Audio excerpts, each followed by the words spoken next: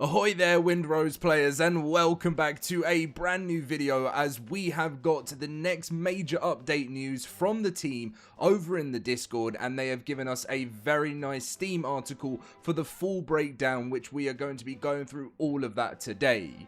This comes from Bambino over in the Discord, so we're going to be reading through all of it. And if you guys are having as much fun with Windrose as I am, feel free to drop a like and subscribe. It really does support me. And let's get in with the news. So as you can see, ahoy captains, we're into the third week since release. Time really does fly, doesn't it? And it's time to share some updates. So Windrose.support, our new platform for support, bug reports and feature suggestions. The next update, a pack of fixes, is on the way. And the most asked questions of what's coming in the next big update. Head over to our latest Steam article for the full breakdown at the lookout. So of course, you guys know we're heading now to see the future of Windrose, and I'm super excited. Here we go. So, community update, new feedback website and other news. We're bringing a few important news regarding the future updates and ways to get support and provide feedback.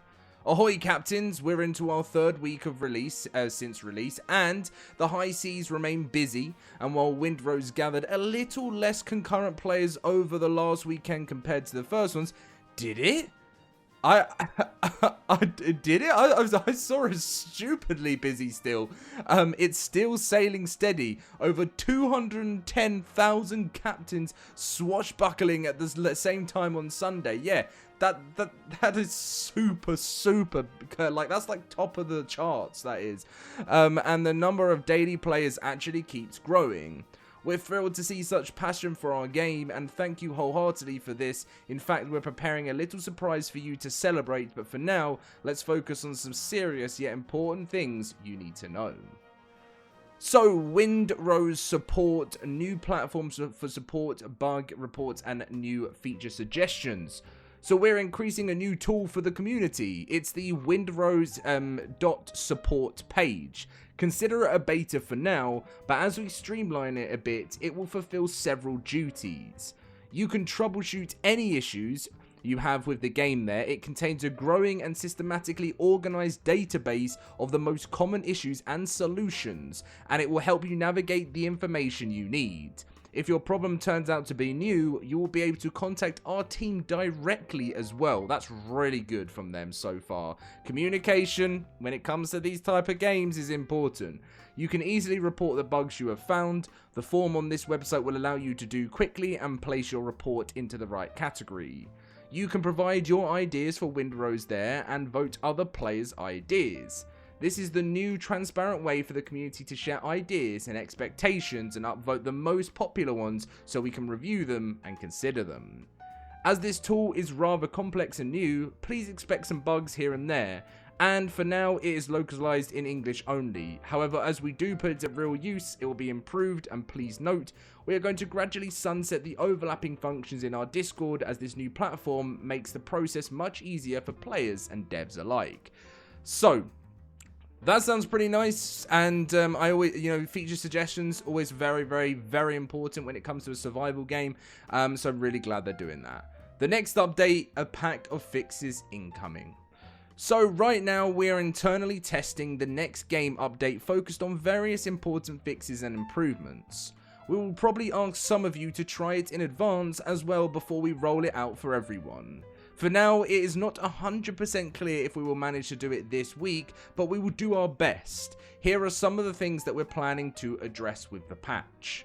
Connectivity issues, CPU usage on idle clients and servers, disk usage during gameplay to reduce the load on SSD specifically, performance and stability improvements, over 40 new building pieces to fill some gaps and inconsistencies, over 50 fixes and quality of life changes. I will, when the update comes out, review the full patch notes so you guys know exactly everything that has changed and been fixed, and there is also a chance we will be able to address the Steam Cloud save problems there, complementing the current saves backup system with more of a robust solution. And if we will though, your game settings will be set to default after the update. So these settings are important, and please write them down or make a screenshot so you can dial back to them later. Now, the most popular question, the next big updates. Some of you have already completed the game's current story, and some of you are simply and rightfully curious about where and how Windrose is heading. Well, here is the current status. After we're done with the fixes described above, we plan to fully switch to the next big content update, which will introduce the next biome called Ashlands.